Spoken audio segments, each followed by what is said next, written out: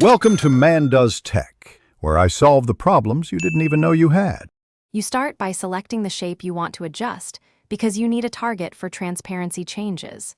Once selected, right-click and choose Format Shape or open the Shape Format tab. This exposes fill and line controls. Make sure to duplicate the shape if you might revert. That protects your layout.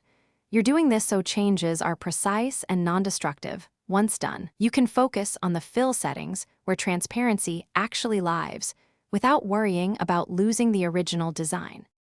Now adjust the fill transparency in the shape pane. This is where the how happens. Choose the fill type first, solid, gradient, or picture, because each exposes different transparency controls. Then move the transparency slider or enter a percentage value. Lower percent keeps color opaque, higher percent makes it see-through. If using gradient, set transparency stops individually for nuanced fades.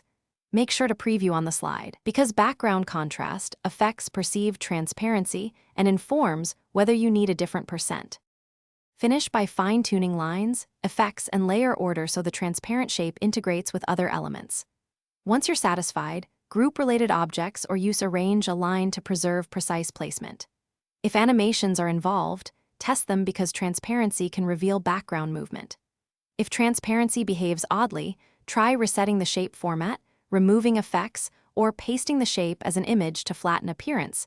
That's a quick workaround. Make sure to save a version before major changes so you can revert if needed.